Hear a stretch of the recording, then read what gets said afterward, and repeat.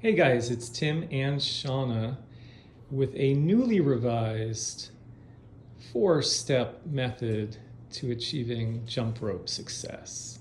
So last video we did of this nature was many years ago, and since then we have changed our thinking and we have ditched or actually substituted one of the steps. It used to be called turn and catch, and now we're going to go with turn and jump. Yeah, that was the old turn and catch, which really didn't replicate anything that anybody did as a beginner. So, couple of quick points. This is for beginners, 1. 2, we're making the assumption that you've already got your rope and it's already of the correct length. So, if you haven't gotten to that point yet, you're going to want to watch one of the other videos about rope sizing. So this rope is sized for Shauna, right? Everyone's going to be a little bit different. She likes her rope yay tall, and she is wearing our new blue and yellow punk rope t-shirt. Okay, so there are 4 steps if you're a beginner to just getting confident, competent, comfortable.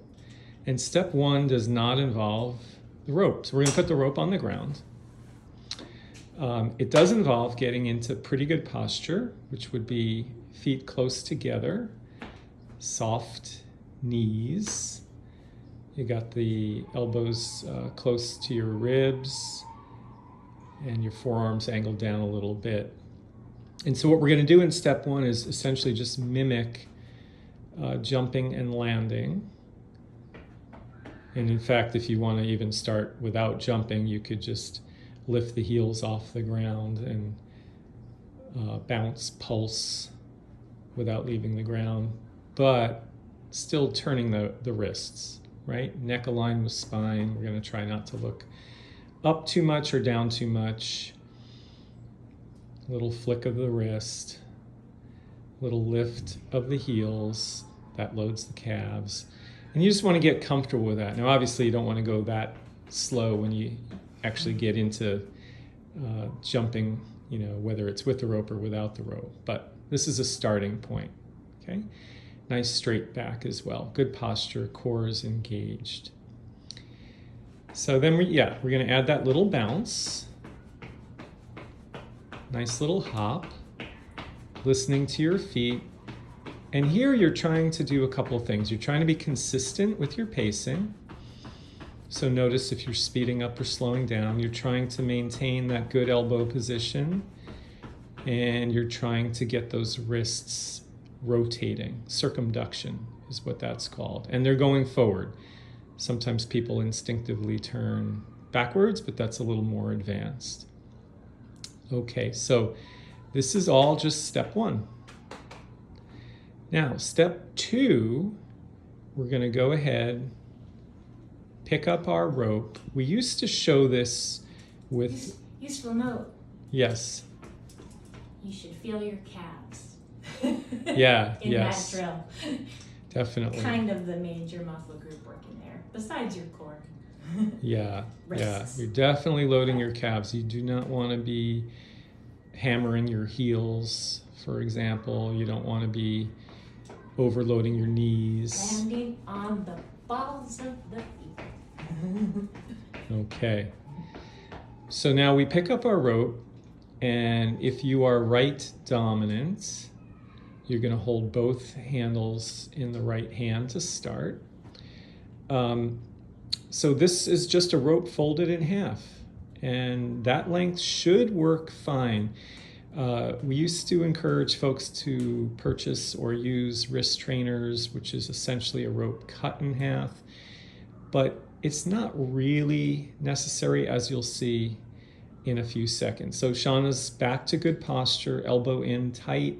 With your really small hand. She's holding both handles in her right hand. She's got the rope positioned, I'd say about a foot or so wide of her feet. And now she's going to use her wrist to turn the rope And what we are looking for, and what you would be looking for, is for that rope to strike the ground parallel to the feet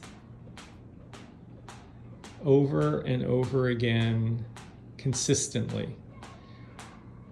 Now, what we want to avoid are a couple of things. We want to avoid big motion at the shoulder.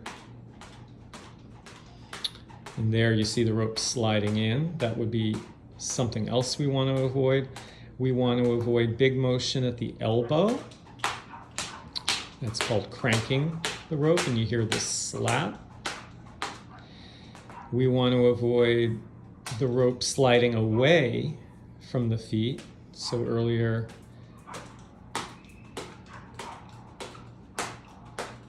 and actually going, how about the other, or did we already show them the other direction? I think we did, yeah.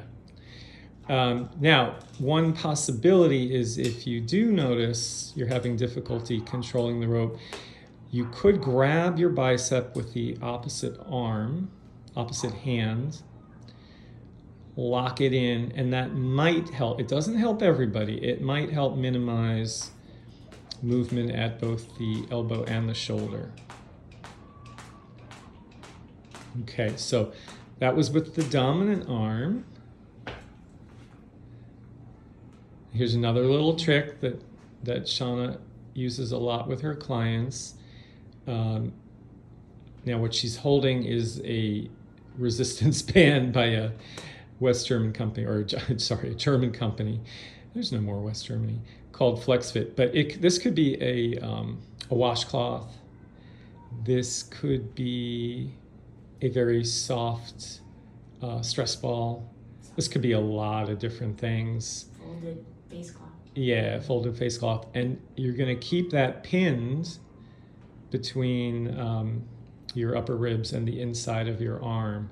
If it falls, then you know your elbow has come out too far. So this is a nice little trick that you might want to employ and, see if it helps you. Okay, awesome. All right, so then we're going to do the same thing on the non-dominant side. So in Shauna's case, that's going to be her left. Elbow's going to stay in. Now you may find, most people will find that turning with the non-dominant arm is more challenging. It may feel awkward at first. It will take practice. And this is something you're going to want to practice repeatedly. If you have a really tough time with the half length rope, you could fold it again, and now we've got a quarter length. And you're going to see that it's a lot easier to control, really, for anybody. But if this isn't necessary, we recommend you go with half length. Okay. And so now you see that nice clean circle, rope striking the ground, parallel to Shauna's feet.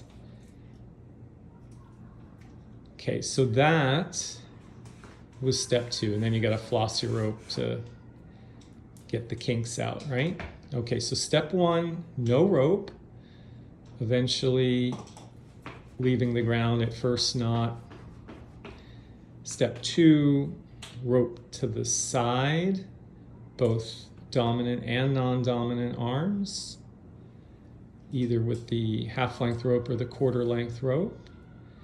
Now here's the new wrinkle. Step 3 is going to be turn to the side and add the jump.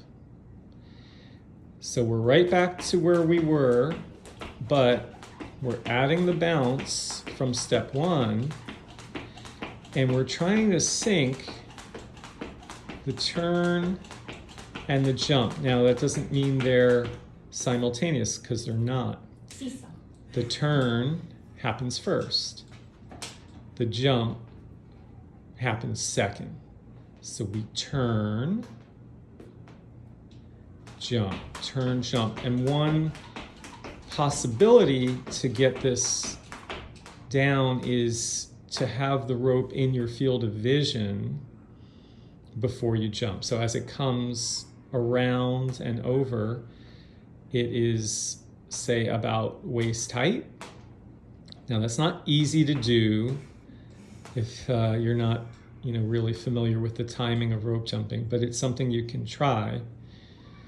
So you see the rope, and that's your cue. Turn, jump, turn, jump, turn, jump. If you feel like you're getting out of sync, and don't, be frustrated or disappointed, because that could happen, you can stick with your practice, or we strongly encourage you to enlist the services of a jump rope certified instructor. Punk rope certified even. And there are many of them listed on our website all over the world. So something to think about. Possibly try a heavier rope.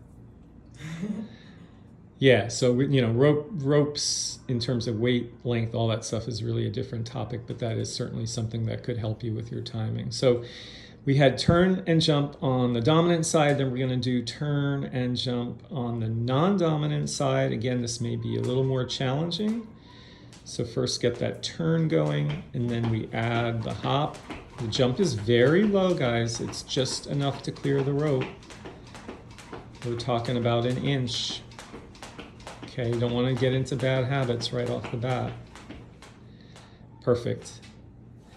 And then the final step, step 4, will be, ta-da, jumping through the rope. So now you've got your good posture, right? You got your elbows in tight. You know you're jumping off the balls of your feet, landing on the balls of your feet. You know your knees are soft. You've got your neck aligned with your spine. You got your core engaged. You got your straight back. You got all these things going. You know you're turning with the wrist. You're turning first, jumping second. And now we put those pieces together. And here we go. Turn, jump, turn, jump, turn, jump, turn, jump. So at first, speed is generally your enemy. You're going to want to go at a pretty methodical pace. And consistency, right? That's the key. So you don't have to do this drill for very long. It might be 10 seconds, take a break. 10 seconds, take a break. Build up slowly. Have a friend videotape you so you can see exactly what's going on. If you're a beginner, super beginner, you could do a ladder. Maybe you've done up to 5 jumps in a row just before you saw this video. I can't get past it, then do 1 and choose to stop, right? Then do 1, 2, and work on how you control rather than every single time trying to... Yeah, go for a max effort. Right. Yeah. It's just 1 jump, right? Right, and 2 then jumps. add on. Right, 1, 2, 3 jumps. And each one is of the same high quality, and before you know it, you'll be where you want to be. And that'll build confidence. And choosing to stop. Yeah. Right, instead of being forced to stop because the rope hits your, toes or your ankles.